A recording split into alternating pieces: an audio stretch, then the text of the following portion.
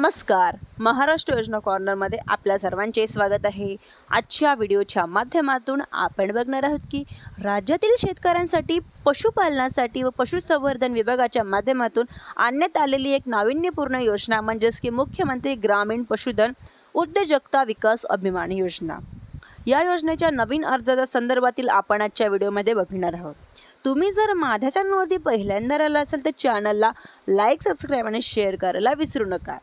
चला तर तुमचा जास्त वेळ न घेता आपल्या व्हिडिओला सुरुवात करूया. मुख्यमंत्री ग्रामीण पशुधन उद्योजकता विकास योजनेच्या अंतर्गत शेतकऱ्यांना 5 दुधाळ गाई किंवा 5 म्हशी आणि 50 शेळ्या किंवा 5 बोकड वाराह पालन असेच 50,000 पर्यंत कुक्कुटपालनाचे पक्ष्यांचे पालन असेल तर अशा प्रकारच्या वेगवेगळ्या बाबी या योजनेच्या अंतर्गत राबवल्या जाणार आहे.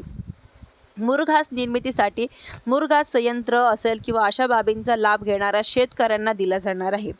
या योजनेच्या अंतर्गत ऑनलाईन पद्धतीने महाडीबीटी वरती अर्ज स्वीकारले जाणार आहेत. जे अर्ज म्हणजेच की 1 मे पासून सुरू करण्यात येणार आहे. जी पशुसंवर्धन विभागाच्या आयुक्तालयाच्या माध्यमातून देण्यात आलेली आहे. मोठ्या प्रमाणात या योजनेच्या अंतर्गत शेतकरी प्रतीक्षित आहे. 9 मार्च 2026च्या GR नुसार ही योजना राज्यांमध्ये राबवण्यासाठी मंजुरी देण्यात आलेली आहे. यांच्या बदल करून वाराह पालन असेल किंवा गटांना FPO-MPO मुरघा म्हणजेच की देण्यासाठी बाब असेल किंवा बाबींच्या बदल करण्यात आली. ही योजना ऑनलाईन पद्धतीने मागून राबवण्यात येणार आहे. ऑनलाईन अर्ज सुरू होण्यापूर्वी तुमच्याकडे कागदपत्र असण्याची गरज आहे. ज्यासाठी 5 दुधाळ गाई म्हशी असेल किंवा म्हशी किंवा गाई तुम्ही दोन्ही काही घेऊ शकतात आणि शेळी म्हणजेच किंवा शेळी मेंढी घेऊ शकतात. तुम्हाला प्रशिक्षण प्रमाणपत्र लागणार आहे. त्याचबरोबर जर कुक्कुटपालनासाठी अर्ज करणार असाल तर तुम्हाला बँकेचं लोन सँक्शन लेटर सुद्धा लागणार आहे. तर या सर्व बाबी तुम्हाला या ठिकाणी इथे लागणार आहे.